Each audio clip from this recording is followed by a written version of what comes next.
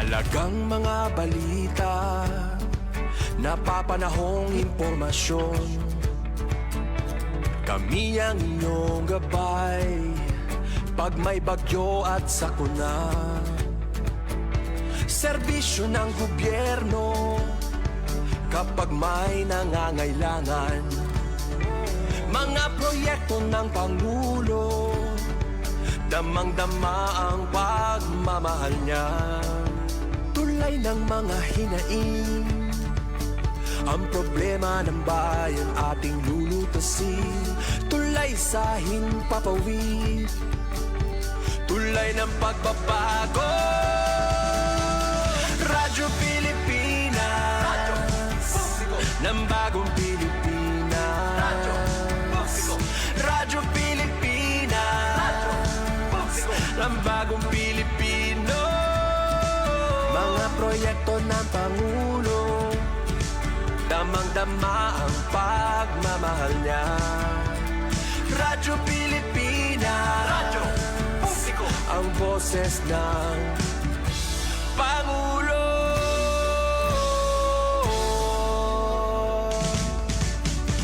Karamay nyo kami, kahit malayo man kami nakakarating.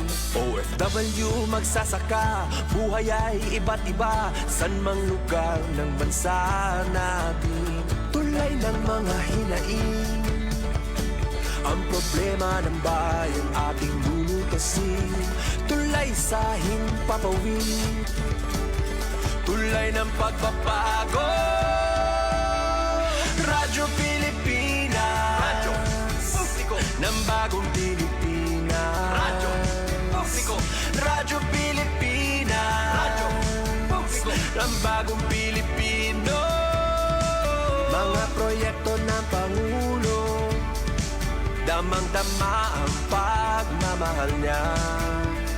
Radyo Pilipinas, Radyo Publiko, ang boses ng Pangulo. Radyo Publiko, Radyo Pilipinas, Radyo Publiko, Radyo Pilipinas. Good Eastern Visayas. Good morning, Eastern Visayas.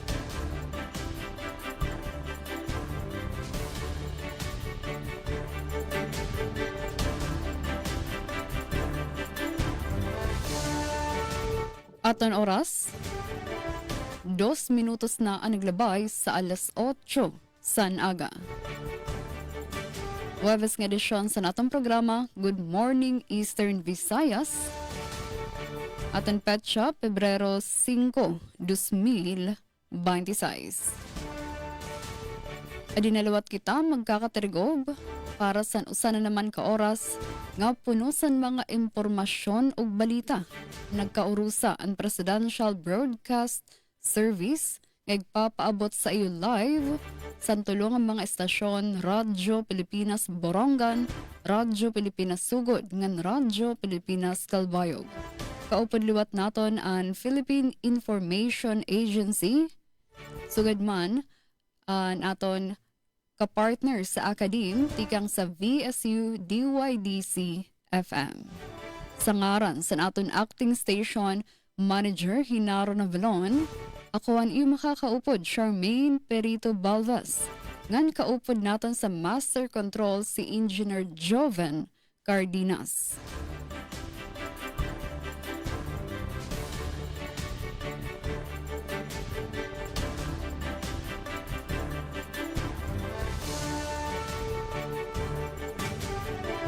Okay, so adin na natin mga kaupod yan ang aga.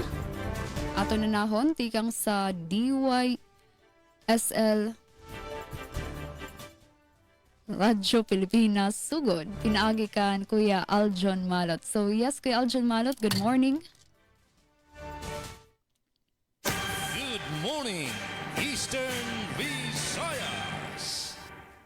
Yes, Ate Charmaine, good morning. Maupay nga aga sa kinatibukang puwersa no, sa DYOG Radyo Pilipinas sa Radyo Publiko Calbayog. Likewise, sa lain pa nato nga sister station ang Radyo Pilipinas sa Radyo Publiko Borongan o ingon man sa panguna sa ato nga station manager Ate Ruth Rivera Abunda. And sa ato usab nga kaubanan sa Philippine Information Agency, maayong buntag, no? And sa lain pagid nato nga katugbang nini nga programa ang DYDC-FM diha sa Visayas State University.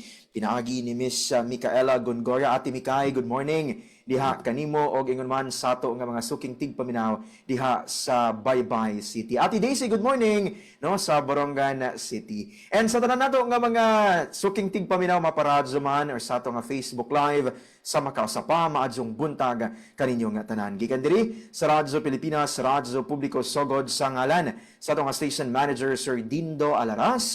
Ingon man sa atong kauban sa Master Control, Kuya Rito Cabales, kini ang inyong alagad sa kahanginan na Alzon Malot. Yes, Ate Charmaine, Ate Mikay, Ate Daisy, update kita sa ato nga panahon sa kasamtangan. Wala gyud sa hingpit, nagpakita sa iyang kahayag si Haring Adlaw. Nakasinati kita og pagtaligsik, no? Kining tutarahiti sa kasamtangan mga higala. And tungod kini sa gibantayan nato nga panahon ang tropical storm, no? Ang category niya karon tropical storm na ang bagyong Basang. In fact, Ate Daisy, Ate Mikay, Ate Charmaine, padayon nga gipaubos sa signal number 1, no, ang probinsya sa Southern Leyte, and aduna gihapoy gale warning and storm surge warning nga giisa, no, sa amo nga probinsya tungod kana sa hulga sa bagyong Basang. And tungod niya na ang probinsyal nga panggamhanan and even mga local government units nagpahigayon, no, og pre-disaster risk assessment kaniadto pang nakalabay nga mga adlaw aron sa pagsiguro, no, nga nakahanay ang tanan nga mga disaster response, ang response actions, no, aron masiguro ang kaandam niining mga kalungsuran, no, kung ugaling masinati gyud ang epekto niining bagyong Basang. In fact, Ate Daisy, Ate Charmaine, Ate Mikay, ang Philippine Coast Guard usab ila na nga gi-activate, no, kining ilang gitawag nga deployable response group, no, sa apiuban ang mga nagkadaiyang nga substations niini nga nakakalat sa nagkadaiyang nga mga bahin niining ang mga probinsya.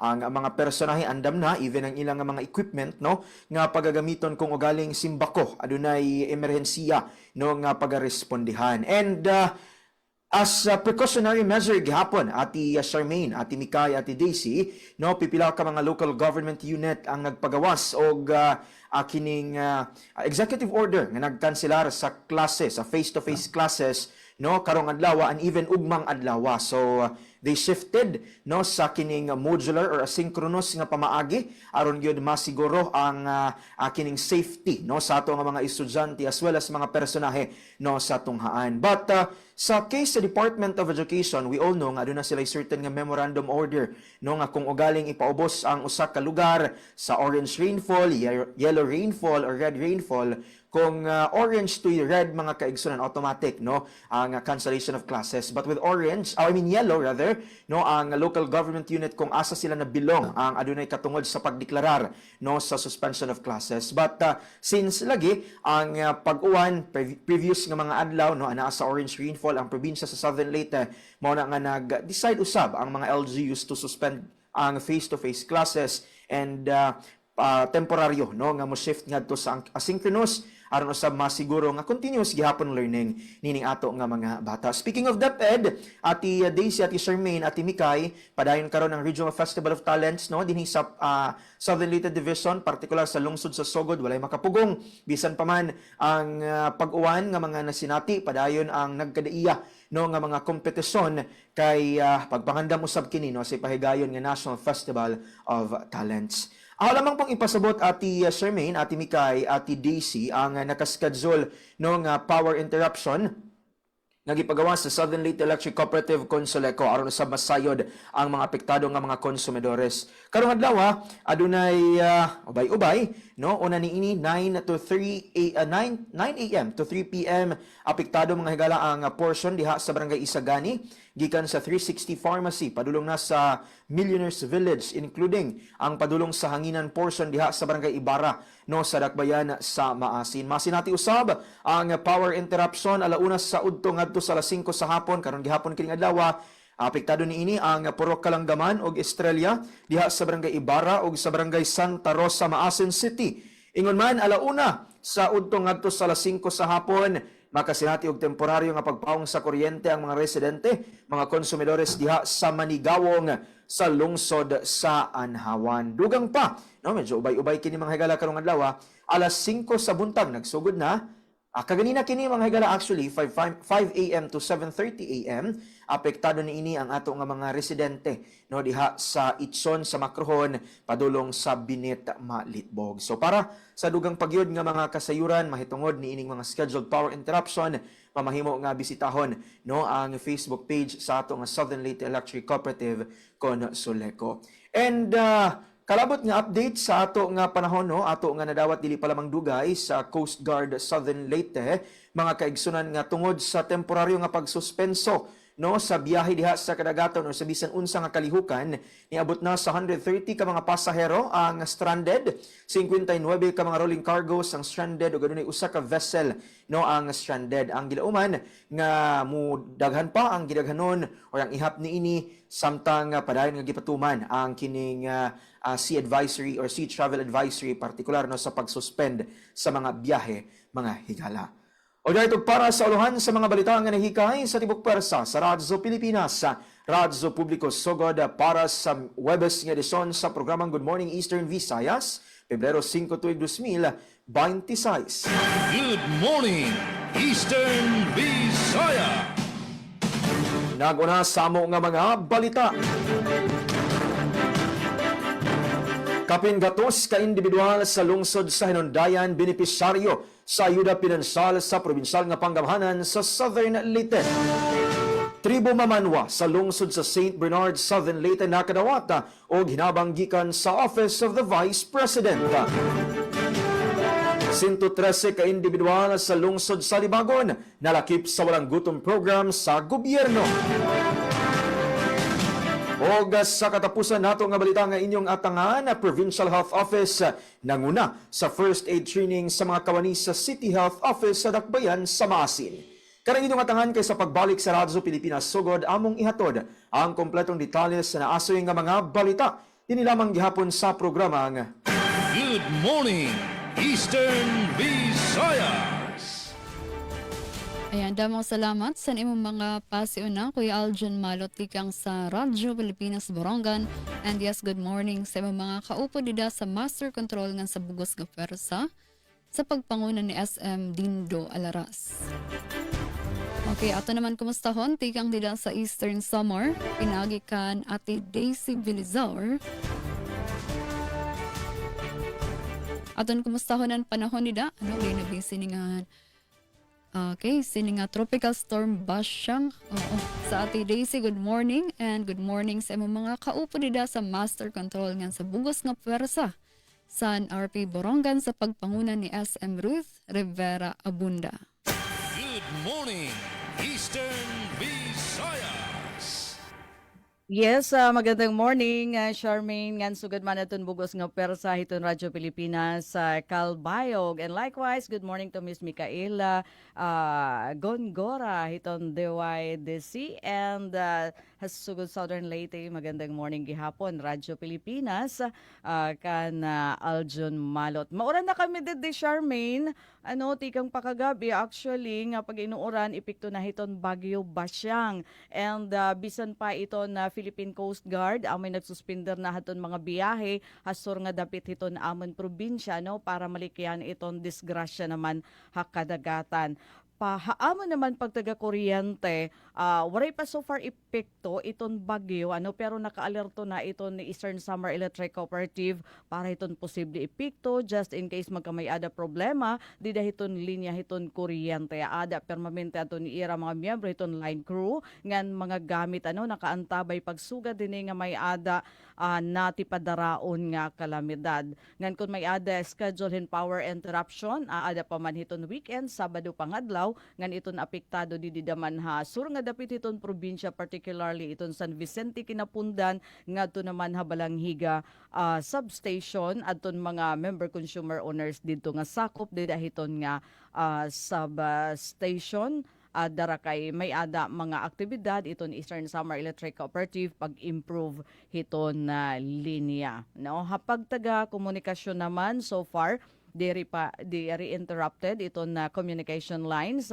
didiha Eastern Samar ngan pagtaga tubig naman amo in waray man abiso para hin water interruption tikang hiton Borongan Water District. Hapag taga Pasi Orden naman generally peaceful iton probinsya hiton Eastern Samar pero nakaalerto na gihapon iton amon mga otoridad kay di form part naman hiton mga disaster response hasugad dinhi nga may ada kalamidad. So nakaandam gihapon hira, alertado hira just in case pag kinahanglanon iton serbisyo hiton atan mga otoridad. And ini nga trabaho kadugangan la hiton pagmintinar hiton Pasi Orden hiton probinsya.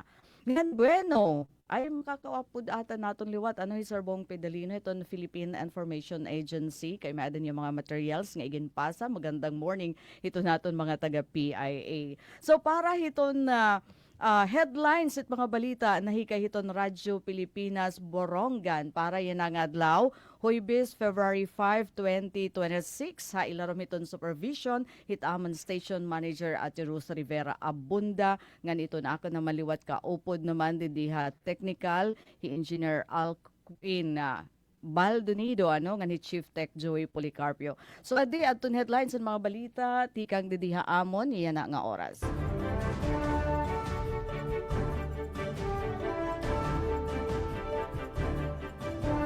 Siyahan, blue alert status, ginisa Eastern Samar. Biyahe mga sakayan pandagat, suspindido na tungod Bagyo Basyang. DOTR nga DPWH magsasanib pwersa para integrado nga transportasyon has Samar. Modernisasyon ng mga pantalan ng paluparan kasado na. Samtang infrastructure projects nga ginpupunduhan ng Development Fund, iginsayo da Konseho han City Engineering Office ang Borongan.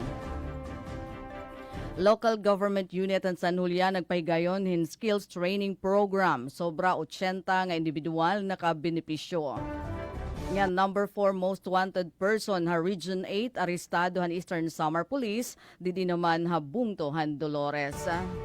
So Miss Charmaine Aljon Micaela na detalyehan amon mga balita madangat tayo ang second part han taramdan. Good morning Eastern Visayas. Good morning, Eastern Visayas. Ayan damo salamat sa nimo mga impormasyon at Daisy Bilasor tigang naman dida sa Radyo Pilipinas Borongan. Okay, so ato naman makakaupod aton partner tikang sa Academe, tikang sa Visayas State University, DYDCFM. Good morning Ate Micaela Gongora and sa bugos nga pwersa sa pagpanguna ni SM Cristina Gabrilio. Good morning, Eastern Visayas. Yes, good morning. Good morning, maupay na aga. Ate Charmaine, good morning as well sa atong kauban diha sa Borongan kan Ma'am Daisy. Good morning and maadjong buntag Aljon Malot and sa atong mga suking tigpaminaw sa bisan asang dapit sa Region 8. Good morning, mayong buntag, Visayas State University. Bye-bye City Leyte, no? Diin kasamtangan kitang nahimutang. Oo, sa atong mga nag-view sa itong mga Facebook Live viewers. Good morning, maadjong buntag, maupay na aga, maayong buntag. Oo, magban-uban na sab kita ning atong lain na usab nga edisyon ning atong tulumanon. Good morning, Eastern Visayas. Sa ngalan sa mong station manager Dr. Cristina Gabrilio, radio engineer Sean Villa Gonzalo, kini si Micaela Gongorang yung makauban karong adlawng Huwebes sa maghatod kaninyo sa mga balita updates dinhi sa atong dakbayan sa Baybay. Kaysa una kita alang sa mga pasiunang impormasyon na kabahin sa atong weather update diri sa Baybay no mga higala kasamtangan kitang nakasinati og pag-ulan no dili kaayo kusog o taligsik lamang ang ato na sinati nga pag-ulan karon apan oo magandam-andang lamang tanaw kawata kay baon sa ang mahitabo o sa atong panahon tungod kini sa doon naman lagi tropical storm Basyang no. Apan na mga higala no, aduna nay gipagawas nga sea travel advisory ang atong Coast Guard Station Western Leyte in gisuspende na ang pagbiyahe sa mga vessels and watercraft within the area of responsibility sa Coast Guard Station Western Leyte and ang nangkob niini Palumpon, Villaba, Isabel or Moc, Baybay City, Inupakan, Bato, Matalom, Hilungos ug Hindang. Kini base sa gipagawas nga Memorandum Circular number 0223 o revised guideline on movement of vessels during heavy weather. So kinahanglan gyud mag-amping mga higala no, so kung dili gikinahanglan ang paggawas o paglakaw ato sa laman nga dili sa lamang ta maglakaw-lakaw no, and then dapat alerto usab ang atong mga kaigsuonan nga na nagpuyo sa daplin sa kadagatan or dito sa mga daplins dito dapit sa kabukiran no, dapat maminaw gyud sa mga advisories coming from authorities. In fact, nunot ni ining tropical storm basyang mga higala no, aduna na gipagawas nga suspension of face-to-face classes or shifted na to asynchronous modality atong klase diri sa VSU base po ni sa recommendation sa VSU Crisis Management Committee kon CMC Pebrero 5 kutob 6 so karong adlaw Huwebes kutob Biyernes. Apan ang work operations and office functions shall proceed as scheduled mga higala with reasonable consideration of course sa mga empleyado nga adunay nanginahanglan og time to prepare sa ilang households subject to supervisory discretion. So mo ka na mga higala and dapat mag-amping gyud ang mga suking tigpaminaw dapat andam ang atong go bag no para kung galing adunay simba ko mga emerhensya andam na kita. Sa lain pang update diri sa atong Baybay City Water District wala nagpagawas og abiso no or any water interruption apan lagi kung magulan-ulan apektado usab ang atong source sa tubig, so dapat magpundo na kita og igong limpyo nga tubig mga higala alang sa atong pamilya. On another update gikan sa Leyeco 4 o aduna ipaygayon nga scheduled power interruption karon adlaw Huwebes Pebrero 5 alas 8:30 kutob alas 5:30 tungod kini sa pole upgrading. Ang apektado nga dapit sa may barangay Talisay, Kanghas, Tabunok, Tugipa, San Agustin, and Bunot, Hilungos.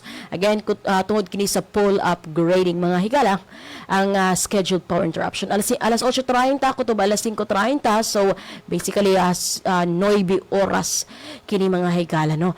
And another mahinungdanong pahibalo gikan sa atong Baybay City Information Office, magpahigayon og national ID registration sa barangay Kugon Gym karong Pebrero 21 ug 28 ug sa Marso 7, 14, 21 ug 28 gikan alas 8:30 sa buntag hangtod alas 3 sa hapon. Take note mga higala, 70 katawo lamang ang ma-accommodate sa National ID Registration Team. Busa gikinahanglan gayud nga mokuha mo og priority number sa City Information Office sa may second floor sa Baybay City Hall aron ma-accommodate ang mga walay dala. Aron ma-accommodate ang mga moadto no magpa-register, ang mga walay dala nga priority number na ang adlaw dili kayod ma-accommodate no. And siguro nga usab mo magdala sa mga requirements aron dili na magbalik-balik no. Alang sa registration o correction sa national ID, magdala og original copy sa birth certificate kung mapa-change status, dalhin ang original copy sa marriage certificate. Kung wala pa na dawat ang national ID o gusto nimong magpa-print no o e-fill ID, dahil lamang ang transaction slip. Kung nawala usab kini, pagdala og valid ID, diin makita ang imong pangalan, middle name, apelyido, birth date o birthplace.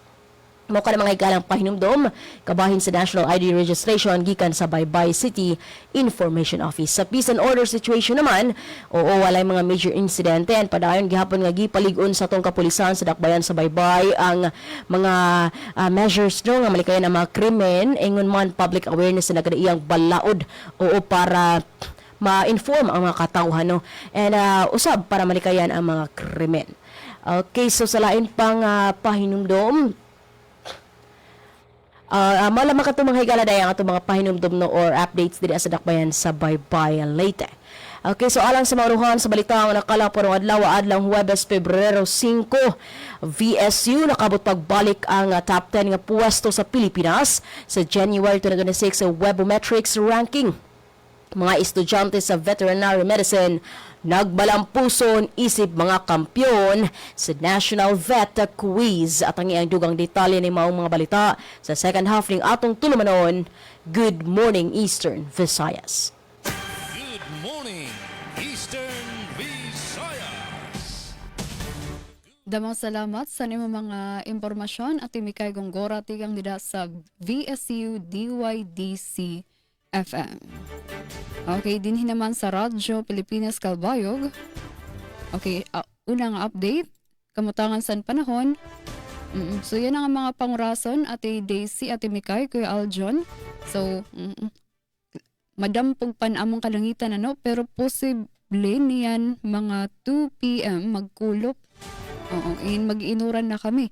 Sanglit sa aton mga kalbayog mga gawas, diri gihapon malimot nga pagdarasan iyo proteksyon kontra sa uran para naton malikyanan pagkasakit. Yan na pala nga ni, mahagkot na sanglit na usuliwat ang mga sipon, mga harumuhom, sanglit likyan naton, Ngan usa pa nga update tungod gihapon sini nga nagpapabilin nga bagyong Basyang apektado ang southern portion sa probinsya sa Samar, particular sa marabot ngan Basay, kundiin nagsuspindi na san pagbiyahe san mga sarakyan pandagat ang Coast Guard Station Basay. Inisubay san PCG Memorandum Circular number 2-23.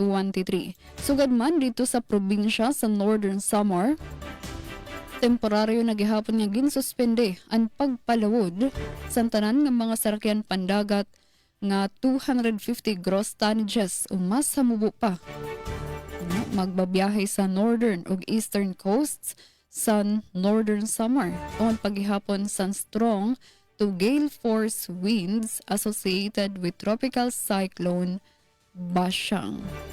Okay, so ginpapa hinumdum ang tanan ng mga sarakyan pandagat, nga maging mabinantayon mag-monitor sa dalagan san panahon, nga diri good in magpasigi sa pagbiyahe, labi kon delikado. Yan na nga mga pangurason. Update sa pagtaga tubig Kalbayog Water Company Incorporated. So waray man service advisory nga ginpalusad hiunong san pagkaluya o pagkawara san abid san tubig sa mga gripo. Update san pagtaga kuryente sa Samelco 1. Kundiin buwas adlaw Biyernes, Pebrero 6, magbubuhat padayon nga mobile co-op san Samelco 1. So tikang ini 9 a.m. to 12 san udto. So para sa ton mga konsumidores nga dida sa bungto san pagsanghan dinhi sa Samar, mag-attender kita sini para maipaangbit sa iyo ini mga serbisyo pagtaga kuryente. So buwas ini adlaw Biyernes, Pebrero 6, ikang 9 a.m. to 12 noon.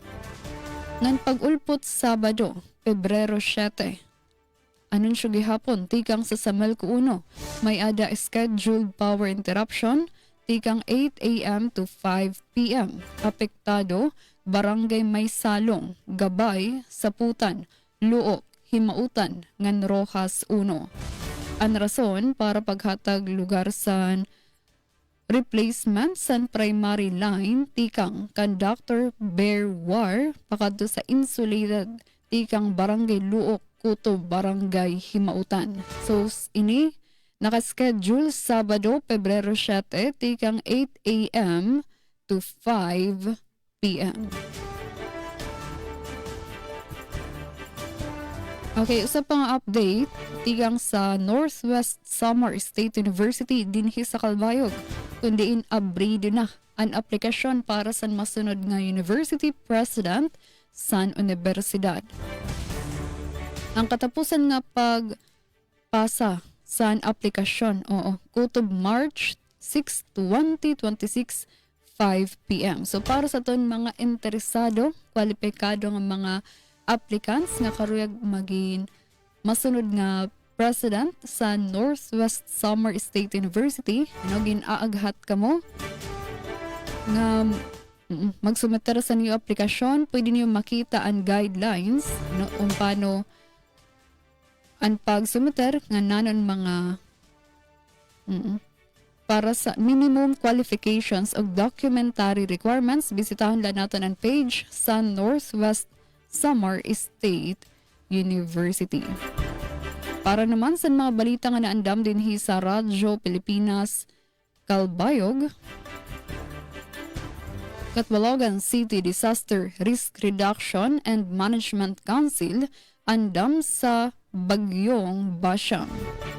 School-based teen center sa Calbayog Samar, formal nga gininauguraran. 40.9 million pesos nga buwis sa propiedad na kolekta sa Calbayog, mas sa taas sa naglabay nga tuig 2025. Ngan PhilHealth yakap, mas ginpahilawig ang benepisyo para sa mga Calbayognon.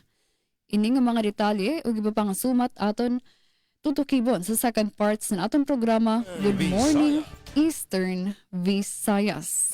Good morning, Eastern Visayas. Dahil sa sunod-sunod na balita ng mga lindol sa Ito ang Presidential Broadcast Service Radyo Pilipinas, Radyo Publiko ng Bagong Pilipinas para sa Bagong Pilipino. Naghahatid ng mahahalagang balita at impormasyon na guugnay ng pamahalaan sa sambayanan. Tulay sa himpapawid ng serbisyo publiko. Radyo Pilipinas, Radyo Publiko, ang boses ng Pangulo. Sa Calbayog, 882 AM. Radyo Pilipinas, Radyo Publiko.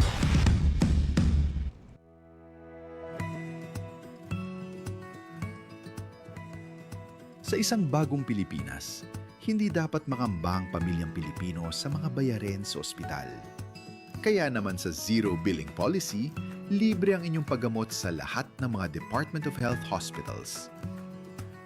Mapa-inpatient, outpatient, o emergency services. Isama na rin ang mga mamahaling gamot, lab tests, therapy, at marami pang iba.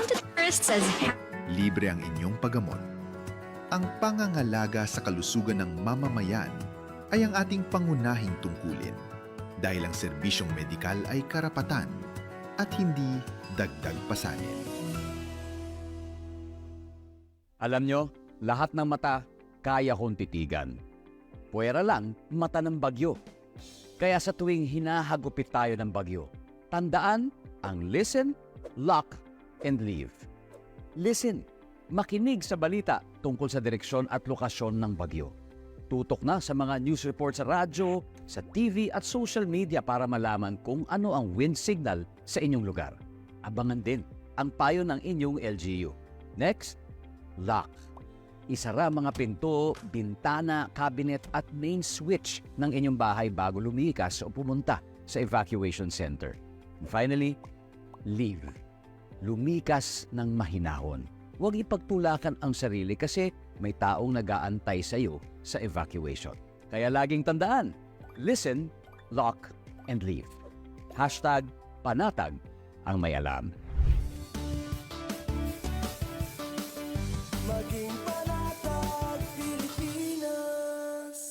Magandang araw, si Dingdong po ito.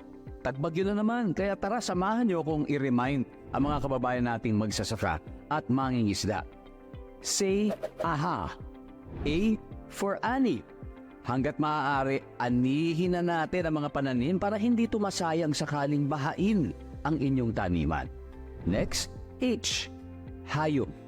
Ilikas natin sa mataas na lugar ang mga alagang hayop tulad ng baboy, kambing, baka at iba pa. Huwag rin kalimutan ang pets natin, ha? At A for alon. Paalalahanan ang mga kapamilya nating mangingisda na huwag na munang pumalaot. Say it with me. Aha. Para safe ang lahat sa panahon ng sakuna. Hashtag panatag ang may alam.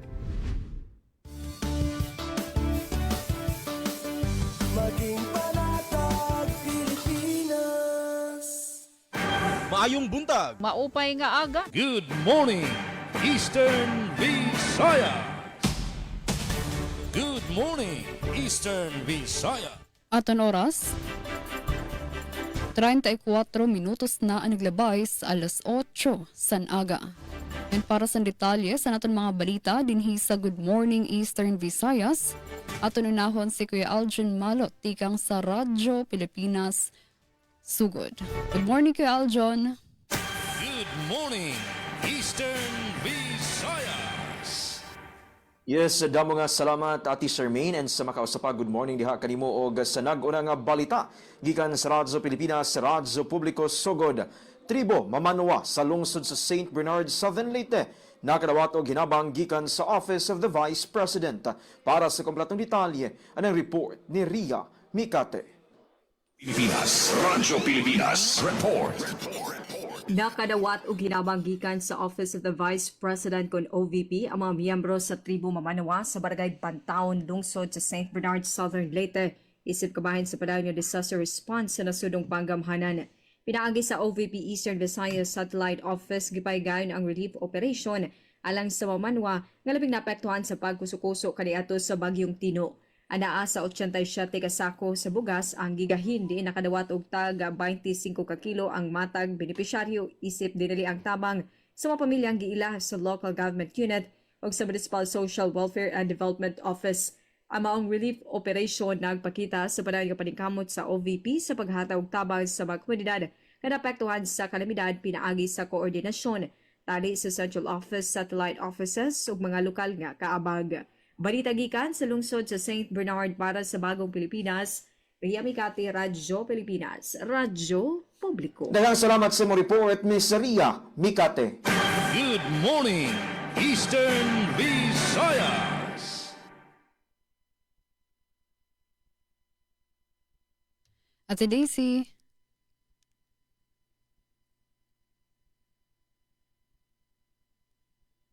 Okay.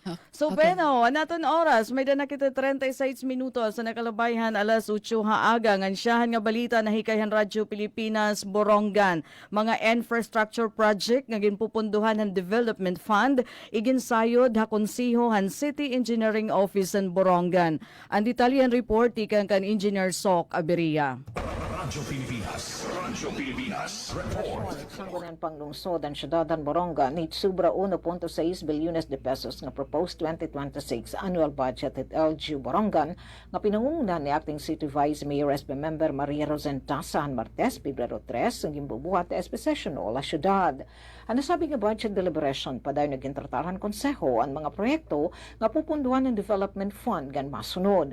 Road opening nga Sitio Lubang, Barangay Banuyo, kantidad 10 milyones de pesos. Road opening from Provincial Road to Barangay San Jose RHU, kantidad 10 milyones de pesos. Rehabilitation of Comfort Room at City Hall, kantidad 500,000 pesos. Rehabilitation of Senior Citizen Building at Baybay Boulevard, Barangay A, kantidad 2 milyones de pesos. Improvement in 5 units in public toilet, kantidad 2 milyones de pesos. Rehabilitation of selected areas sa poblasyon Barangay Sugadan, Barangay EFGH, Campisao ug Balud. Development of Borongan City Memorial Park Phase 3 sa Barangay Campisao, kantidad in 20 milyones de pesos o road opening with concreting leading to relocation site Phase 1 sa Barangay Siha, kantidad 30 milyones de pesos. Ang nasabi nga mga proyekto ni ginsay da konseho ni City Engineer Lucito Afable, kaupadan tutungdan nga mga enhinyero han City Engineering Office. Para sa Bagong Pilipinas, Sok Aberia, Radyo Pilipinas, Radyo Publiko, Borongan. Damo nga salamatan report Ati Sok Aberia. Good morning, Eastern Visayas. Ate Mikay. Okay, so oo, samtang alang sa mga balita nga nakalap dinhi sa VSU DYD's FM. VSU nakabot pagbalik ang top 10 nga pwesto sa Pilipinas sa January 2026 sa Webometrics ranking. Ani ang detalye sa akong report.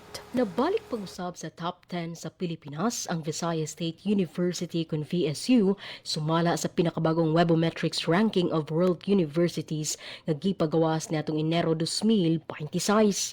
Ang maong rank usa ka dakong pagbangon alang sa universidad human kini maplastar sa ika-13 nga pwesto sa miaging edisyon. Ang pagbalik sa VSU sa top 10 nagpakita sa padayon nga pag-uswag sa universidad sa pagpaligon sa research productivity, academic visibility o digital influence nga napasiguli sa papel niini isip usa ka knowledge generating institution nga adunay impluwensya dili lang sa rehiyon kundi sa tibuok kalibutan. Ang Webometrics usa ka global ranking system nga nagtimang-timang sa mga universidad base sa ilang web presence, research visibility ug academic impact. Hinungdan nga ang maong rank usa ka importante nga sukdanan sa performance sa mga institusyon sa digital ug research landscape. Gidayeg ni VSU President Dr. Pros Ivy Yepes ang pinakabagong resulta ug ang padayon nga pamuhunan sa universidad sa mga programa nga musuporta sa faculty research ug international publication. Nagpakayag usab og pasalamat ang kanhi University Integrated Media and Public Affairs kun IMPA Director Mr. Mike Lawrence Lumen sa pagbalik sa VSU sa top 10 ug iyang giila ang paningkamot sa tanan nga nalambigit sa maong kalampusan. Samtang ang kasamtangang new IMPA Director nga si Mr. Michael Carlo Villas nagpahayag sa iyang paningkamot nga ipadayon ug mapaligon pa ang maong pwesto sa universidad. Sa level sa rehiyon, ang VSU gihapon ang nanguna sa mga universidad o top-performing institution sa nasod sa global rankings. Apil usab sa National Top 100 ang Eastern Visayas State University kun EVSU nga nakaplastar sa 97 nga pwesto. Sa pinakabagong Webometrics update, kapin sa 30,000 ka universidad sa tibuok kalibutan ang gi-evaluate diin 356 ka higher education institution sa Pilipinas ang naapil sa Enero 2026 nga edisyon. Gikan sa VSU DYD sa FM, Micaela Goncora, Good Morning Eastern Visayas. Atong oras, 41 minutos nang milabay, human ang alas 8 sa Kabuntagon. Good morning, Eastern Visayas. Yun para sa balita, matikang sa Philippine Information Agency, PIA Southern Leyte. DOST Secretary Solidum ngan City LGU officials naglusad San Juan Time Digital Clock. Pamatian tan detalye matikang Kanserbong Pidalino. Nahilakip na ang dakbayan sa Masin o lalawigan sa Southern Leyte sa mga dapit sa nasod nga magsunod sa tukmang oras sigun sa kitakda nga Philippine Standard Time. Kini pinagi sa digital clock nga ipahiluna diha sa public plaza ning dakbayan. Usa ka relo nga gipauyon usab sa Global Positioning System. Mismo si Department of Science and Technology Secretary Renato Solidum ang mitukas sa tabil isip formal nga timaan pagtukod unya sa nasoyng orasan atol sa iyang duha ka adlaw nga pagbisita sa lalawigan sa miaging bulan. Giduyugan si Solidum sa mga hataas nga opisyal sa syudad ug lalawigan, pinangunahan ni City Mayor Luz Mercado, First District Representative Roger Mercado, ingon man pipila ka mga kadagkuan sa DOST National, Regional ug Provincial Offices sama nilang Undersecretary for Regional Operations Engineer Sancho Maburang, Regional Director Dr. John Glynn Ocaña o Provincial Director Dr. Ramil Oy. Nasayran nga ang pagsagop sa city government sa one time tipik og kabahin sa pagkahimong smart city o sa ka commitment alang sa disiplina, pagtuman sa saktong oras sa mga angayang buhaton ug hapsay nga serbisyo publiko. Nasayran sab nga giduso sa DOST ang maong inisyatibo sa one time aron mawala na ang gingon nga Filipino time o ang kanunay kalangan o pulihan na sa on-time nga batasan. Sanglit angan Juan, kasagaran kini sa mga Pilipino. Ug daw sama-sab paminawon ang paglitok sa one-time o on-time. Gikan sa PIA Southern Leyte, Mong Pidalino alang sa Good Morning Eastern Visayas. Damang salamat sa Nemo Report, Sir Bong Pidalino. Good morning, Eastern Visayas. Ngansyahan san balita dinhi sa Radyo Pilipinas Calbayog, Catbalogan City Disaster Risk Reduction and Management Council andam sa bagyong Basyang. Pamatian tan detalye matikang kan Suzat Pretensyo. Radyo Pilipinas Report. Andam ang City Disaster Risk Reduction and Management Council o CDRRMC san Catbalogan City sa bagyong Basyang apisar nga dire-direkta nga apektado ang syudad. Komo pag-andam, nag-meeting ang CDRRMC agud hisgutan ang mga pitad sa kaandaman ngan pagbaton sa panahon san emerhensya. Panuyo san meeting nga masiguro ang mahapsay nga koordinasyon ug katalwasan san publiko. Sa pakighimang raw san Radyo Pilipinas Calbayog sa telepono kan Arvin Macariola, Operations and Warning Division Chief san CDRRMO, ginpahayag niya nga mahugot ang era weather monitoring. Naka-standby ang mga ekipahe ngan response teams para sa miskanano nga sitwasyon. Basar kan Macariola, wara pa evacuees sa pagkayana pero andam ang mga relief goods ngan evacuation centers. Ginhatagan doon niya nga mas maupay ang pag-andam permi apisar nga madalumdumla ang panahon. Ginaabisuhan liwat ang mga residente nga magpabilin nga alerto ngan sundon ang miskanano nga abiso matikang sa otoridad kun magkamayada san emerhensya. Para sa Bagong Pilipinas, Suzette Pretensyo, Radyo Pilipinas, Radyo Publiko, Calbayog. Damang salamat sa nimo report Suzette Pretensyo. Aton oras 45 minutos na naglabay sa alas 8 san aga. Good morning, Eastern Visayas. Sa dugang panato nga balita, 113 ka mga individual sa lungsod sa Libagon naapil sa walang gutom program sa gobyerno. Ang detalye ihatod ni Ma'am Zama Destriza. Radyo Pilipinas Report. Kapin 113 ka beneficiaryo gikan sa munisipyo sa Libagon, Southern Leyte ang malampusong nakaapil sa walang gutom program beneficiary redemption activity nga gipahigayon sa Talisay Auditorium. Ang mga beneficiaryo gipili base sa National Household Targeting System Year 2019 data. Ang opisyal nga listahan sa mga beneficiaryo gikan mismo sa National DSWD Central Office o ang local government unit ipahibaw lamang mahitungod diini aron masiguro nga ang tabang mahatag sa mga labing angay o nagkinahanglan nga mga panimalay. Ang walang gutom program usa ka inisyatiba sa gobyerno sa Pilipinas nga nagtinguha sa pagsulbad sa problema sa kagutom o kakuwangon sa nutrisyon ilabi na sa mga kabos nga mga panimalay.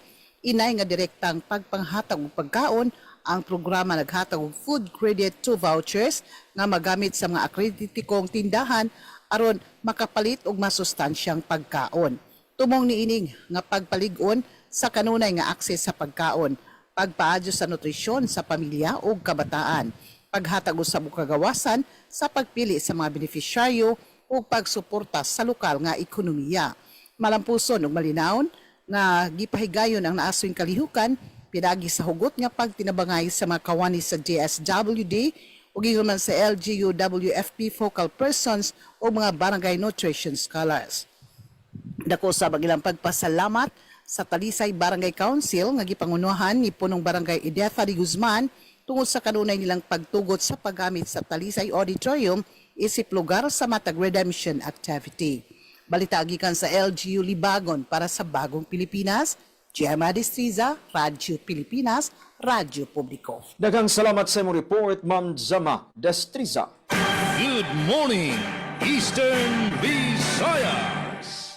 Samtang dugang nga balita, tigang di Radyo Pilipinas, Borongan, Blue Alert status, ginisa na ha Eastern Samar, biyahihan masakayang pandagat, suspindido, tungod bagyo, Basyang. Ang detalyan report tikang Kanpen Pumida. Radyo Pilipinas Report. Alsa na blue alert status ang bugos nga probinsya ng Eastern Samar, kumupangandaman han Bagyo Basyang, sumalakan PDRRMO Chief Engineer Thomas Campomanes, ginpahitaas ang gobyerno probinsyal ang alert status katapos magpagawas ang DUST Pag-asa, yellow warning. Tungod dini, nakabantay na ang emergency response team kon ERT han probinsya para dayon makaresponde ha mga panginginahanglan han mga residente. stand po namin ngayon, naka-blue alert po tayo at saka yung Eastern Samar ay nasa yellow warning. Yung preparation namin, magkakanda kami mamayang hapon ng PEDRA at saka inaantay pa namin kung ano ba yung mga report galing sa mga MROs, sa mga eskwelahan. Kasumpay hini, magagutliwatan pagbabantay han Philippine Coast Guard Eastern Samar, tungod han ginpa hitaas nga gale warning. Temporaryong ginsuspender ang nga tanan nga biyahin mga sakayan pandagat, habugos nga probinsya.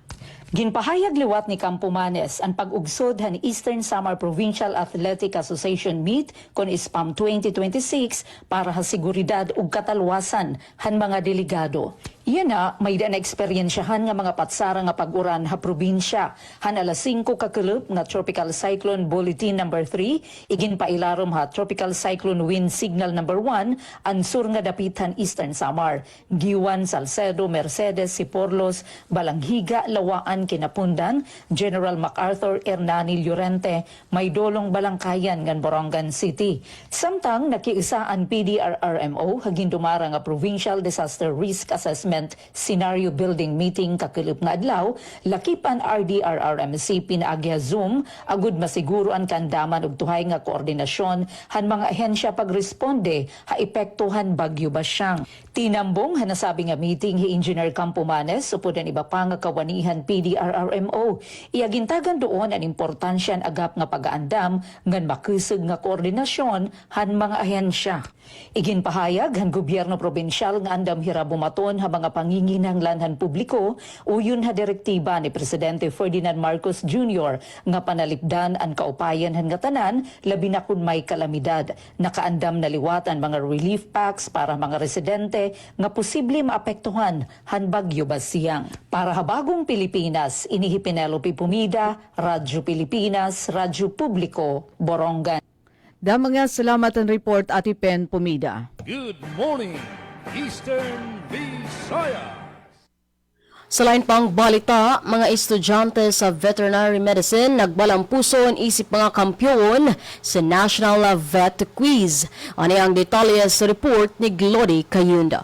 Nagmadaugon isip mga kampyon ang mga estudyante sa Faculty of Veterinary Medicine sa Visayas State University kon VSU. Human makuha ang unang pwesto sa Anatomy, Physiology ug Pharmacology Quiz B atol sa National Congress of Veterinary Medicine Students kon NCVMS nga gipahigayon sa San Jose Tarlac di atong Pebrero 3. Ang grupo sa VSU FVM nga gilangkuban sa mga 5th year students nga sila Gian Noel Encina ug Francis Lopez uban ang 3rd year student nga si John Maurelio nalabuan ang 11 kaubang eskwelahan gikan sa nagkanilaing bahin sa nasud. Sumala sa mga nahisgutan nga mga estudyante, wala nila damha ang ilang pagdaog sa kompetisyon tungod sa hinay nga pagsugod sa unang duha ka hugna. Bisan pa man niini, nagpakita ang grupo og kaisog og determinasyon sa mas lisod nga mga hugna, di nakabawi sila og nakatigom ug igo nga puntos aron masiguro ang ilang kampyonato sa maong kompetisyon. Ang maong kalampusan nagpakita sa ilang kahusayan sa akademiko ug kusog nga teamwork sa taliwala sa dagko nga kompetisyon gikan sa ubang mga eskwelahan sa tibuok nasod. Gikan sa VSU DYDC-FM, Glody Kayunda. Good morning, Eastern Visayas. Daghang salamat Glody Kayunda. Good morning, Eastern Visayas. Balik din sa Calbayog, school-based Dean Center sa Calbayog, Samar, formal nga gin-inauguraran. Pamatian tan detalye sa akon report. Radyo Pilipinas report. Formal na nga ginabrihan ang Teen Center sa Calbayog City National High School para magserbe nga safe ug nasuporta nga espasyo para sa mga kabataan. Katuyuanan sini nga mabuligan ang mga estudyante nga mas masabtan ang era panlawas, makakuha life skills ug magkamayada sang giya sa paghimo responsable nga desisyon. Sa sulod sa Teen Center, pwede makakuha ang mga estudyante sa reproductive health information, giya bahin sa positibo nga relasyon ug mga programa nga makakabulig sa era personal nga pag-uswag. Labaw pa sa usang pasilidad, ang teen center ang magseserbe nga lugar kundiin pwede mamakiana, mamati ug mahibaro ang kabataan nga waray kabaraka. Sa pag-abre san pasilidad, ginparigon sa syudad ang commitment nga atamanon ug igandam ang kabataan komo masunod nga henerasyon san mga lider san Kalbayog. Para sa Bagong Pilipinas, Charmaine Perito Balvas, Radyo Pilipinas, Radyo Publiko, Kalbayog. Good morning, Eastern Visayas. Samtang sa lain pa nato nga kalambuan, kapinusa kagatos ka individual sa lungsod sa Hinundayan, benepisyaryo sa ayuda pinansyal sa probinsyal nga panggamhanan sa Southern Leyte. Para sa kompletong detalye, ania ang akong report. Radyo Pilipinas, report. Nakadawat og tabang pinansyal ang mga residente sa Hinundayan, Southern Leyte gikan sa probinsyal nga panggamhanan. Nasayran nga naa sa 178 ka individual ang nahimong benepisyaryo sa gipahigayong payout nitong Pebrero 3 sa panguna sa Provincial Social Welfare and Development Office kan PSWDO. Gitaho nga prioridad nga gihatagan ang mga naa sa vulnerable nga sektor sa katilingban. Lakip niini ang 160 ka persons with disability kan PWDs ug 18 ka community development workers. Nakadawat ang matang benepisyaryo og 3,000 pesos nga kabahin sa dedikasyon sa probinsyal nga panggamhanan sa pagpauswag sa kaayuhan ug paghatag og mahinungdanong tabang sa mga konstituente niini sa tibuok probinsya sa Southern Leyte. Balita gikan sa lungsod sa Hinundayan para sa Bagong Pilipinas, Alzon Malot, Radyo Pilipinas, Radyo Publiko. Good morning, Eastern Visayas. Ngan katapusan nga balita, tigang di Radyo Pilipinas, Borongan, Local Government Unit han San Julian, nagpahigayon hin skills training program. Sobra 80 katao nakabenepisyo. Ang detalyan report ikang Kandayan Kamplon. Radyo Pilipinas, report. Malang puson nga nagpaygayon ni pinangagihan Public Employment Service Office at lokal nga pamunan Bungton San Julian hin mga serye hin skills training nga nanuy mapuswag aton mga kinaadman og abilidad ha trabaho han malupyon San Julian. Ang magiging paygayon nga mga paghagiid din ang masunod. Bread and pastry production and C2 din by 25 ato nakabenepisyo nga mga trainees. Basic computer literacy din by 3 nga trainees na nakabenepisyo nga nakakarawat nila certificate of completion. Table skirting training din 15 nga trainees na nakabenepisyo ngan kinarawat na gihapon hanira certificate of completion. Ngan electrical installation and C2 diin 18 nga trainees na nakabenepisyo ngan 16 hininan pinasar hagimbuhat nga assessment ngayon ay official ng National Certificate Level 2 or NC2 holders. May babaruan nga ito na assessment fee han iba nga trainings in libre pinaagan pa rin kamot han lokal nga pamunuan han nasabi nga bungto.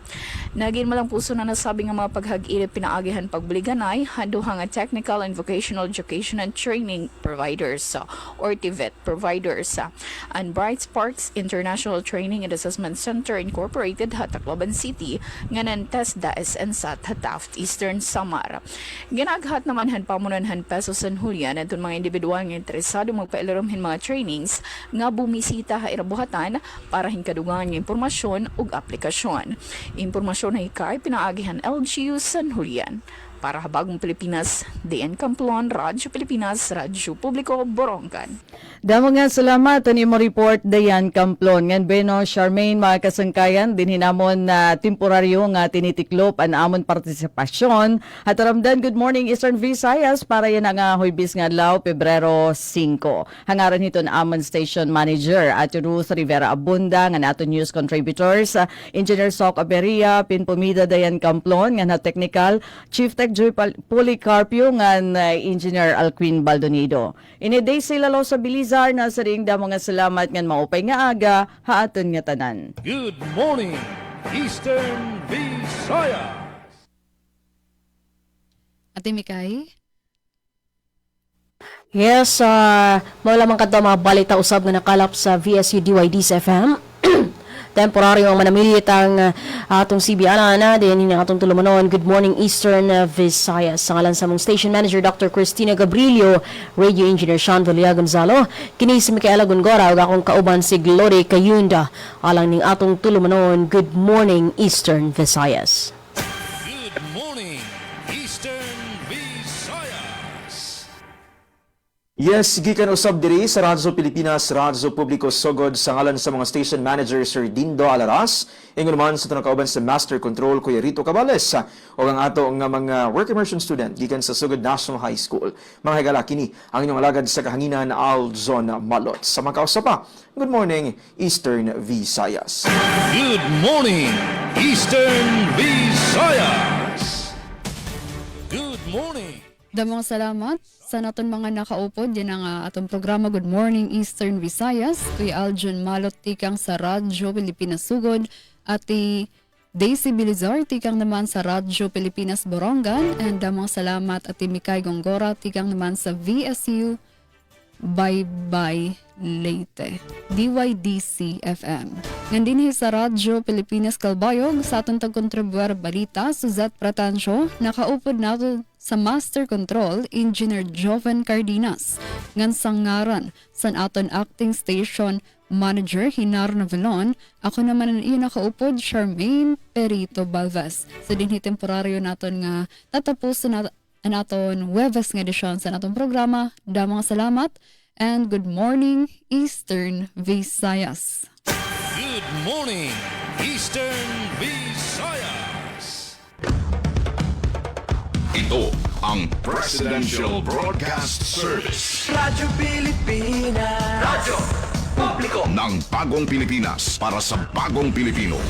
Naghahatid ng mahahalagang balita at impormasyon na guugnay ng pamahalaan sa sambayanan. Tulay sa himpapawid ng serbisyo publiko. Radyo Pilipinas. Radyo Publiko. Ang boses ng Pangulo. Sa Kalbayog, 882 AM. Radyo Pilipinas. Radyo Publiko